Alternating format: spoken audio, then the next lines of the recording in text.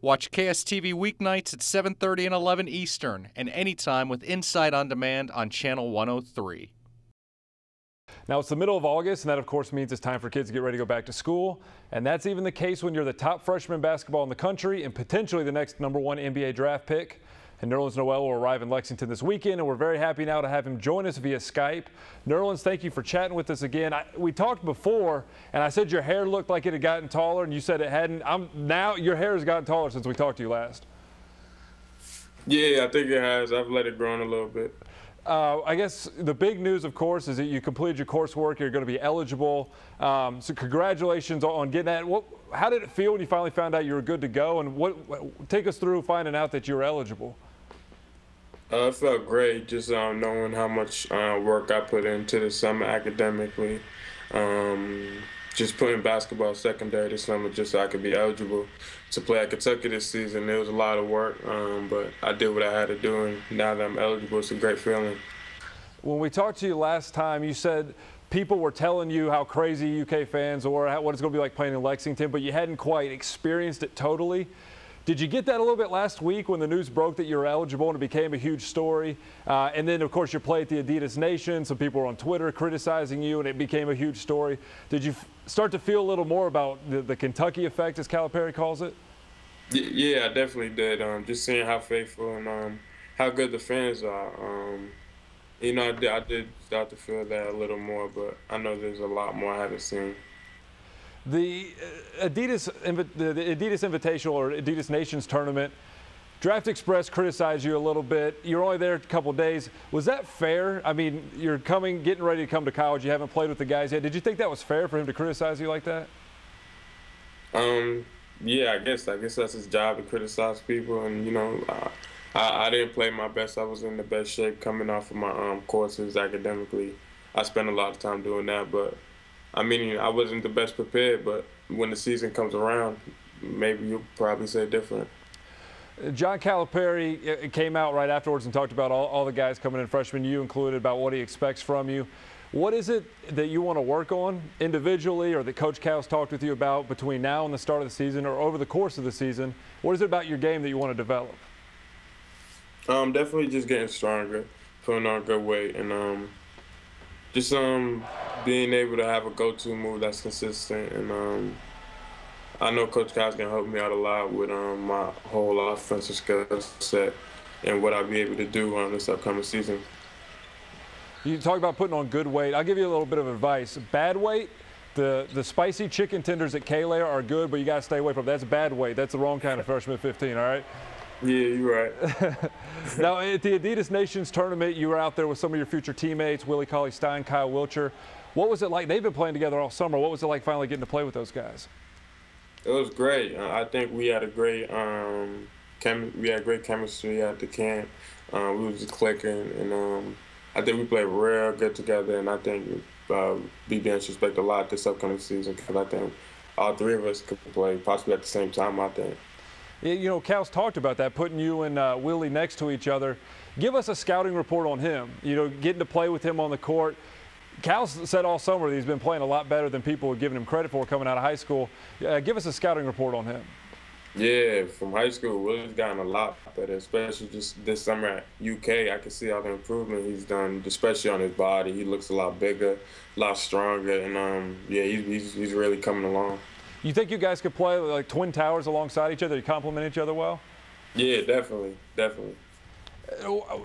Kind of switching gears a little bit. Tom Crean last week made some news because he sent out on Twitter what he said was supposed to be a direct message to a recruit that said something like, "I've been thinking about you a lot. I've been thinking about you a whole lot." And people kind of teased him about it. And it's kind of, these old guys are now on Twitter and Facebook trying to talk to players. Do you have anything, a funny story, you don't have to name names or coaches, that when you were being recruited, something that was just really goofy, something a coach said to you in the recruiting you? That a coach said to me? Yeah, just anything. It's strange that happened. These guys trying to be cool on Facebook and Twitter and everything else. Yeah, I mean, that's a good thing for coaches to be doing, but you gotta get a good message out when you're doing stuff like that. You can't really give no mixed messages in different ways. and accidentally tweeted out to your 1 million followers or whatever it is. Calipari, of course, got a great relationship with you and your mom recruiting you. Take us through what it's like when Coach Cal's sitting down talking to you, recruiting you to come play at the University of Kentucky. It's just simple. He tells me what I'll be able to do at the program, what he thinks he can do for my future, and just how well the University of Kentucky can fit me. And what I'll be able to do there, how we'll be able to compete for a national championship, and we'll just be excited. Now, we went to Twitter before you came on here and talked with fans.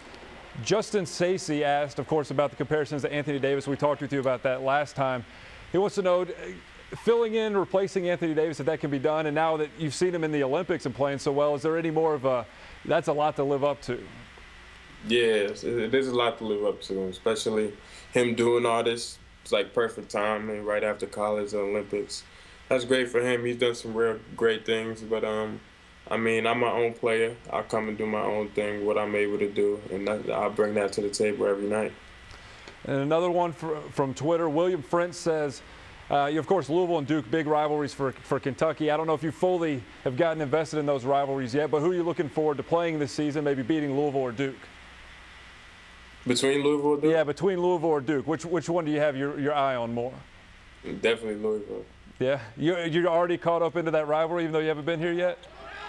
Yeah, I seen a few of the players at Adidas Nations that went to Louisville.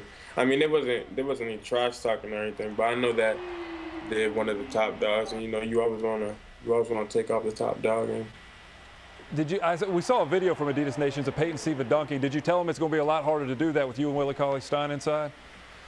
Nah, I didn't. He didn't dunk against our team.